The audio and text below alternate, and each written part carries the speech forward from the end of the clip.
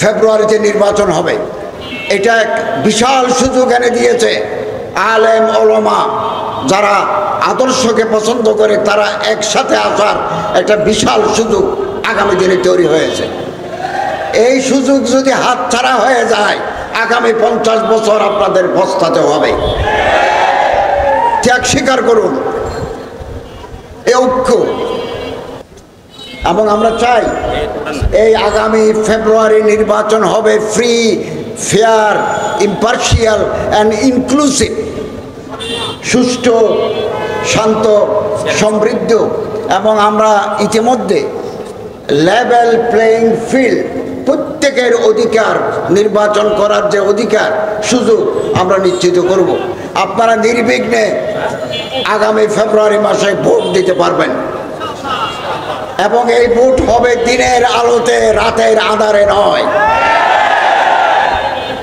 এটা একটা remarkable voting system আগামীতে আমরা করব। কেউ যাতে পেশি শক্তি ব্যবহার করে ব্যালট বক্স ছিনতাই করতে না পারে, ওয়ার্ডে ওয়ার্ডে, গ্রামে গ্রামে আপনাদেরকে সতর্ক থাকতে হবে। জাতীয় উলামা মাশায়েখ আইম্মা পরিষদের ব্যবস্থাপনায় আয়োজিত আজকের এই সমাবেশের মহতরম সভাপতি হযরত উলামায়ে কেরাম, সুধীমণ্ডলী, দিনদার মুসলমান ভাইয়েরা, আজকে বাংলাদেশের ইতিহাসে একটা ঐতিহাসিক দিন। এই দিনে স্বৈরাচারের পতন হয়েছে, ফেসিবাদ বিদায় নিয়েছে। 1400 জন শহীদের রক্তের বিনিময়ে আমরা মুক্তির দিশা পেয়েছি। 20,000 মানুষ আহত, কারো চোখ নাই, কারো নাক নাই, এখনো বহু আহত ব্যক্তি, যোদ্ধা, জুলাই যোদ্ধা, বুকের ভিতরে বুলেট নিয়ে, চোখের ভিতরে বুলেট নিয়ে এখনো হাসপাতালে তারা কাতরাচ্ছে। তাদের এই ত্যাগ, তাদের এই কোরবানি, তাদের এই রক্ত বৃথা যেতে দেওয়া হবে না।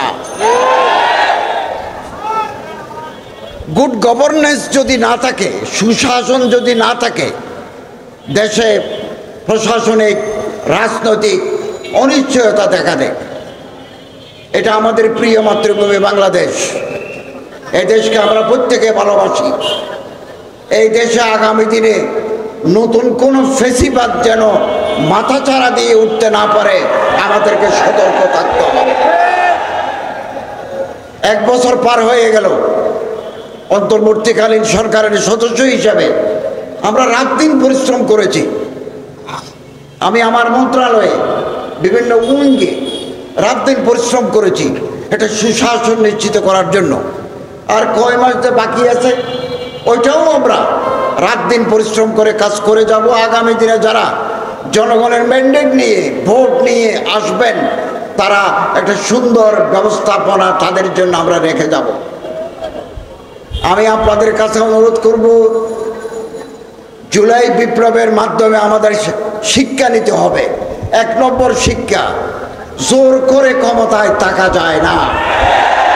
এটা জুলাই বিপ্লবের শিক্ষা। গুম, খুন, আয়নাগর করে হাজার হাজার মামলা দিয়ে জনগণকে চিরকালের জন্য দমিয়ে দাবিয়ে রাখা যায় না। বিদায় নিতে হয়, করুণ বিদায় পরিণতি হয়। এটাই জুলাই বিপ্লবের শিক্ষা। জুলাই বিপ্লবের আরেক শিক্ষা, এই যে সুযোগ এনে দিল, আজকে আমাদের মাননীয় প্রধান উপদেষ্টা মহোদয় ঘোষণা করেছেন ফেব্রুয়ারিতে নির্বাচন হবে। এবং আমরা চাই এই আগামী ফেব্রুয়ারি নির্বাচন হবে free, fair, impartial and inclusive, সুষ্ঠু, শান্ত, সমৃদ্ধ। এবং আমরা ইতিমধ্যে লেভেল প্লেইং ফিল্ড, প্রত্যেকের অধিকার, নির্বাচন করার যে অধিকার সুযোগ আমরা নিশ্চিত করব। আপনারা নির্বিঘ্নে আগামী ফেব্রুয়ারি মাসে ভোট দিতে পারবেন এবং এই ভোট হবে দিনের আলোতে, রাতের আঁধারে নয়। এটা একটা রিমার্কেবল ভোটিং সিস্টেম আগামীতে আমরা করব। কেউ যাতে পেশি শক্তি ব্যবহার করে ব্যালট বক্স ছিনতাই করতে না পারে, ওয়ার্ডে ওয়ার্ডে গ্রামে গ্রামে আপনাদেরকে সতর্ক থাকতে হবে। আমরা চাই দেশের মানুষ যাদেরকে ভোট দিবেন তারাই ম্যান্ডেট প্রাপ্ত হয়ে আসবেন, আমরা তাদের হাতে ক্ষমতা হস্তান্তর করে দেব। মানুষের মধ্যে একটা ভুল ধারণা ছিল অনেকের মধ্যে যে অন্তর্বর্তীকালীন সরকার থেকে যাবে। আমরা প্রথম দিন থেকে প্রস্তুত ছিলাম যে একটা পরিবেশ, সাধারণত বিপ্লবের পরে আমাদের অর্থনীতি ছিল ভঙ্গুর। ব্যাংকের ৮০ ভাগ টাকা লুটেরা শক্তি লুট করে নিয়ে গেছে। 80% টাকা ইন্স্যুরেন্সের টাকা নাই। ব্যাংকগুলোর তারল্য সংকটে ব্যাংকগুলো মুমূর্ষু অবস্থা। আমরা যখন গত বছর 8ই জুলাই 8ই আগস্ট দায়িত্ব নিই, তখন ব্যাংকের রিজার্ভ ছিল $20 বিলিয়ন। এই 1 বছরের ভিতরে আমরা $31 বিলিয়ন রিজার্ভে মজুদ রেখেছি। আলহামদুলিল্লাহ। এবং একটা সাউন্ড ইকোনমিক সিস্টেম আমরা দিয়ে যাচ্ছি। আইন শৃঙ্খলা পরিস্থিতি আমরা চেষ্টা করেছি। 16-17 বছরের জঞ্জাল 1 বছরে পরিষ্কার করা যায় না। একটা বিশেষ দল নিজেদের লোক ঢুকে দিচ্ছে সব জায়গায়। তারা প্রশাসনের কর্মকর্তা কর্মচারী হয়ে গেছে, অন্য মানুষ আসতে পারে নাই। এগুলো পরিষ্কার করতে সময় লাগবে। আমরা আশাবাদী আগামী দিনে যারা আসবেন তারা জনগণের পালস অনুধাবন করে দেশকে উন্নতির পথে এগিয়ে নিয়ে যাবেন। আমি আপনাদের কাছে আহ্বান জানাবো, জুলাই বিপ্লব সুযোগ এনে দিয়েছে আলেমদের এক হতে হবে। ঐক্যই শক্তি, শক্তি শান্তি। এই সুযোগ 54 বছর আর আগে আসে নাই। এখানে কোনো মিথ্যা মামলা নাই, এখানে কোনো খুন গুম আয়নাগর নাই। আমরা একজন মানুষকে গুম করি নাই।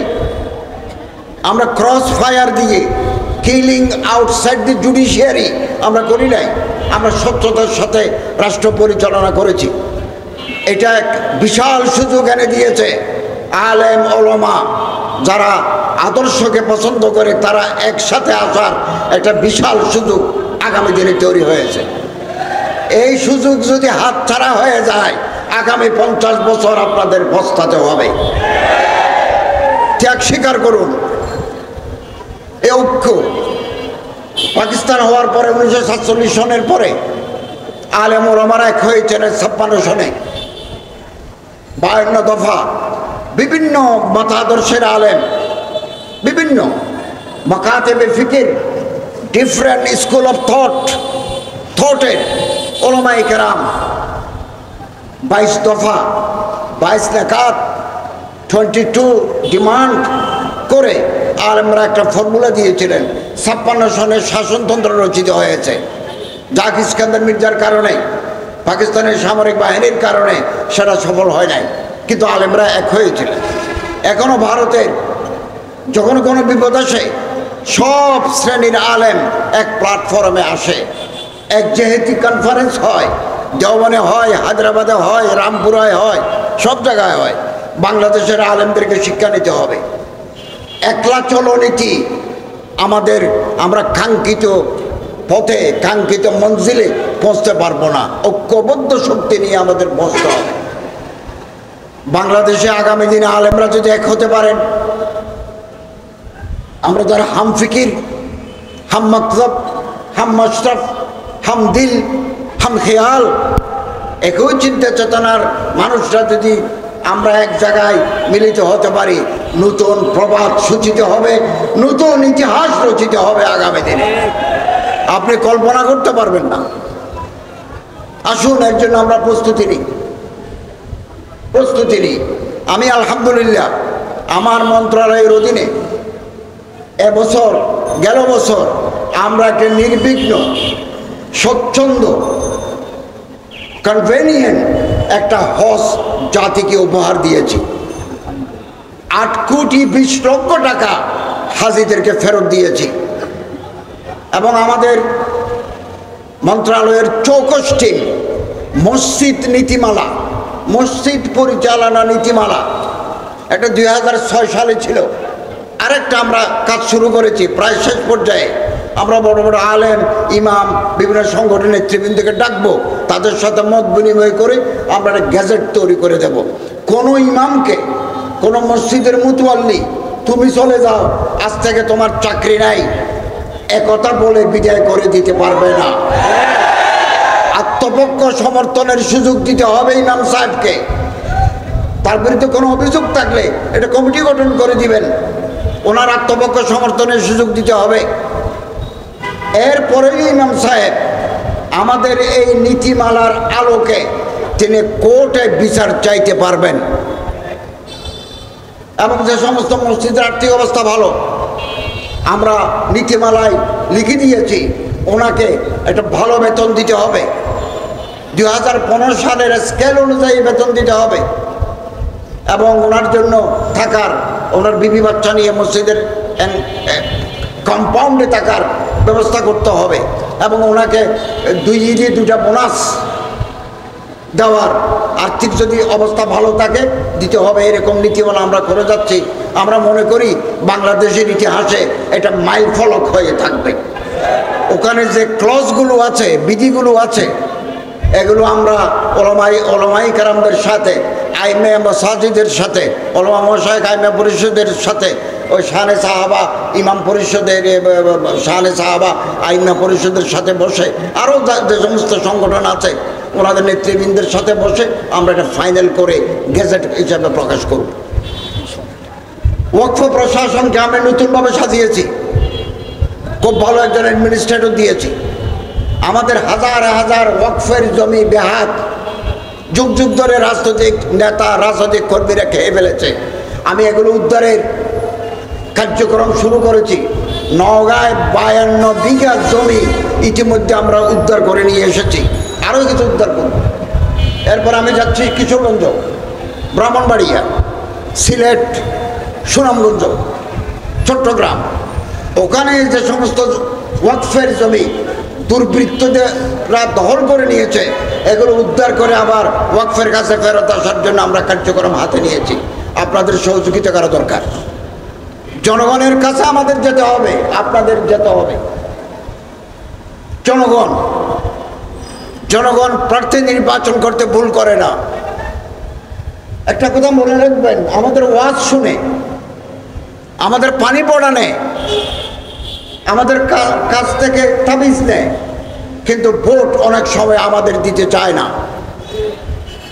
কেন দিতে চায় না?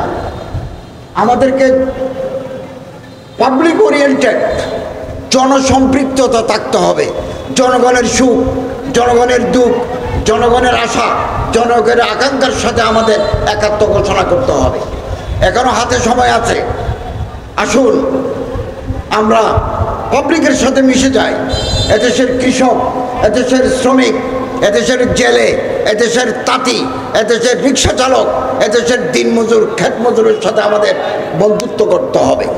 তাহলে আমরা এদেশের চেহারা পাল্টাতে পারবো। একজন আলেমকে মন্ত্রী বানাই, 2 জন আলেমকে পার্লামেন্টে পাঠাই, এই দেশে আদর্শিক রাষ্ট্র করা সম্ভব নয়।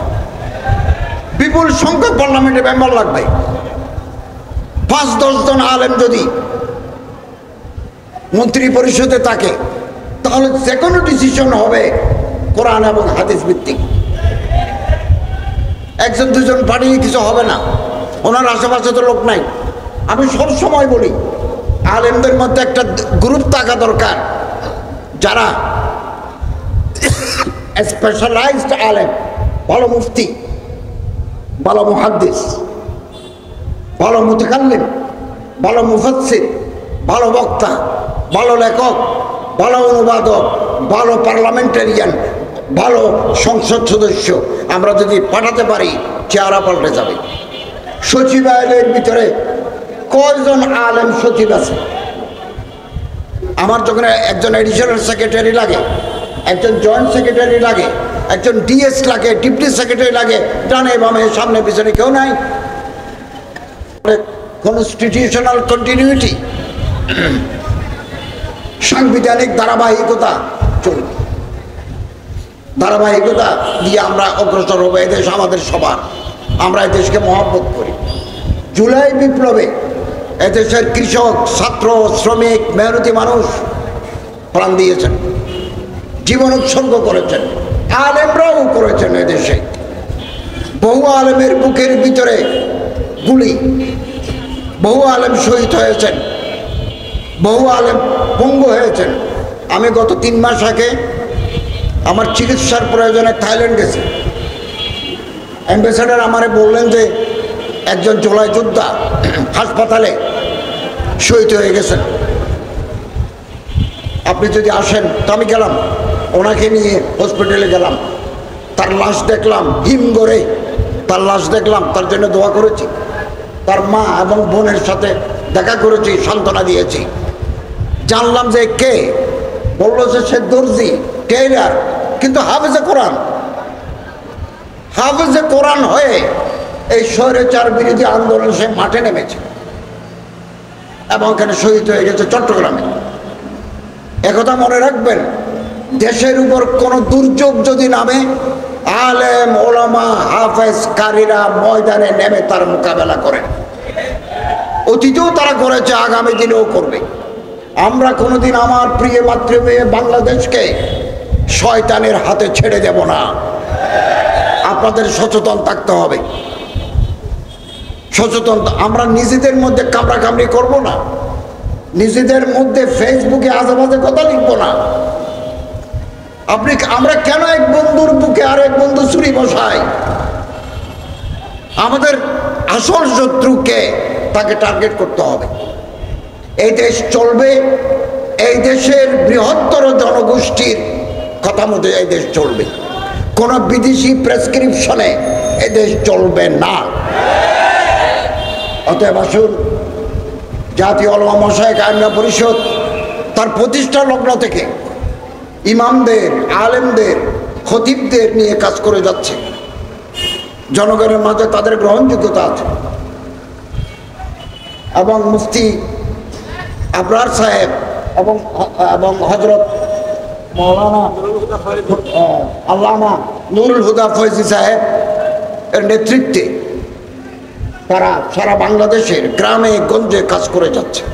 এই সংগঠন বাংলাদেশ এখন পরিচিত, নন পলিটিক্যাল অর্গানাইজেশন। এই সংগঠন কোনো রাজনৈতিক সংগঠন নয়, মানুষের মাঝে দাওয়াত, তাবলীগ, তালিম, তাজকিয়া, ইসলাহ নফসের কাজ করে যাচ্ছে। আগামী দিনে এই সংগঠন আরও উন্নতির দিকে এগিয়ে যাবে ইনশাআল্লাহুল আজিজ। এবং বাধা, বিপত্তি, সংঘাত আগামী দিনে আসবে, এগুলোর মোকাবেলা করার জন্য আমাদের তৈরি থাকতে হবে। আল্লামা ইকবাল বলেন, বাদে মুখালিফ সে ন ঘবরায় খাব, ইয়ে তো চলতি হে তুঝে উঁচা উড়ানে কে লিয়ে। আমরা যখন বিমানে যাই 13,000 ফিট উপর দিয়ে যায়, 12,000 ফিট উপর দিয়ে যায়, নিচে যদি বাতাস চলে বিমানে এক লাফে 45 মিটার উপরে চলে যায়। তো আমরা যাত্রাপথে আমরা যদি বাধা আসে, তাহলে এর মাধ্যমে আমরা আরো এগিয়ে যাব, আমাদের শক্তি আগামী দিনে আরো বৃদ্ধি পাবে। পৃথিবীতে কোনোদিন জালিম চিরকালের জন্য জয়লাভ করতে পারে নাই, মজলুমের জয় হয়েছে। এবং আফজলুল জিহাদ কালিমাতুল হক নিন্দা সুলতানিন জায়ের, হক কথা বলার, সত্য কথা বলার এই ধারাবাহিকতা জাতীয় উলামা মাশায়েখ আইম্মা পরিষদের আছে, আগামী দিনেও থাকবে। এবং আমরা সুন্দর বাংলাদেশের অপেক্ষায় আছি। এখন আমাদের গ্রামে গঞ্জে চলে যেতে হবে, সাধারণ জনগণের সাথে আমাদের মিশতে হবে। তাদের দুঃখ, তাদের হাসি আমরা ভাগ করে নেব। জনগণের ম্যান্ডেট নিয়ে যদি আমরা আসতে পারি, যারা আসবেন তারা আগামী দিনের ইতিহাস রচনা করবেন। আমি আজকের এই সম্মেলনের সফলতা কামনা করি। যারা শাহাদত বরণ করেছেন জুলাই বিপ্লবে, তাদের রোহের মাগফিরাত কামনা করি আল্লাহ তাআলার দরবারে। 20,000 আহত, আমি এমন আহত ব্যক্তিকে হাসপাতালে দেখতে গেছি যার মুখ, নাক নাই, যার ঠোঁট নাই, গলা পর্যন্ত দেখা যায়। আমরা কিছু সাহায্য করেছি তাদেরকে, রাশিয়ে গিয়ে তাদের নাক বানিয়ে এনেছি, মুখটা কেন তৈরি হয় নাই? এরকম ত্যাগ স্বীকার করেছে। মাদ্রাসার ছাত্রের চোখের ভিতরে গুলি, 2 চোখের ভিতরে গুলি। আমি তো মনে করি তাদের এ রক্ত, তাদের এ ত্যাগ বৃথা যেতে পারে না। আগামী দিনেও যে কোনো চ্যালেঞ্জ মোকাবেলার জন্য আপনাদের তৈরি থাকতে হবে। প্রয়োজনে আমরা আবারও রক্তের নজরানা দেব। ফেসিবাদকে এদেশে আমরা প্রতিষ্ঠা হতে দেব না। আল্লাহ তাআলা তৌফিক দান করুন, আমিন।